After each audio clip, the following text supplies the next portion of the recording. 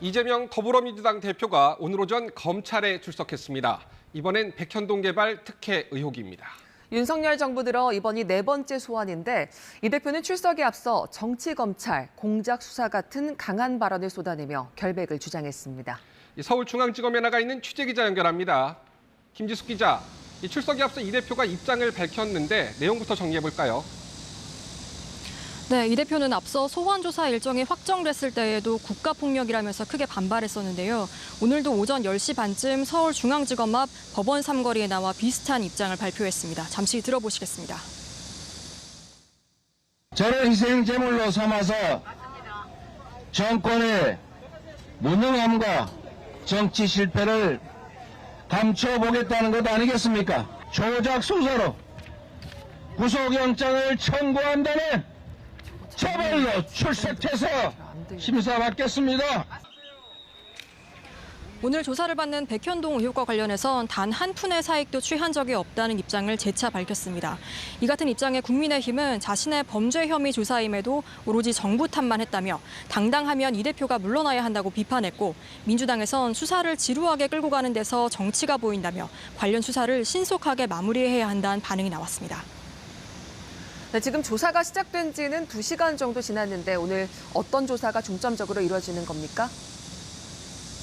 네, 이 대표는 앞서 올해에만 3번 검찰에 나와 조사를 받았습니다.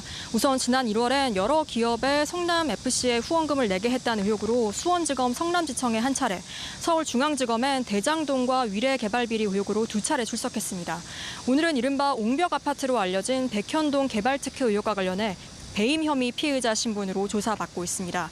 2015년 이 대표가 성남시장으로 재직할 때에 백현동에 아파트를 지을 수 있도록 부지 용도 변경을 허가해주고 성남도시개발공사의 사업 참여를 배제해 민간 시행사가 3천억 원가량의 분양이익을 가져갈 수 있도록 해줬다는 혐의입니다. 이 대표는 며칠 전 자신의 SNS에 검찰에 낼 진술서 요약본을 미리 공개했는데요. 대체로 혐의를 부인했습니다. 부지 용도 변경은 이전 정부와 국토부 요구에 따른 거고 그 혜택은 자신이 아닌 정부가 누렸다는 주장입니다. 이 대표는 앞선 3차례 조사에서도 구체적 답변은 진술서로 가름한 만큼 이번에도 비슷한 형태로 조사를 받는 걸로 알려졌습니다. 김 기자, 이 대표 이번이 네 번째 소환인데 추가로 소환될 가능성도 있습니까? 네, 그렇습니다. 이 대표는 수원지검에서 수사하고 있는 이른바 쌍방울 대북송금 의혹으로도 수사를 받고 있습니다. 대북송금 사건도 최근 정진상 씨 등 이 대표의 최측근까지 조사를 마쳐 정점인 이 대표 조사만 남은 상황입니다. 따라서 조만간 소환 조사가 있을 걸로 보이고요. 검찰은 성남FC 사건, 대장동 사건과 마찬가지로 이번에도 백현동 사건과 대북송금 사건을 한데 묶어 구속영장을 청구할 가능성이 거론됩니다.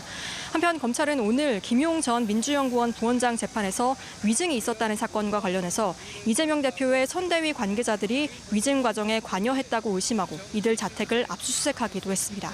지금까지 서울중앙지검에서 KBS 뉴스 김지숙입니다.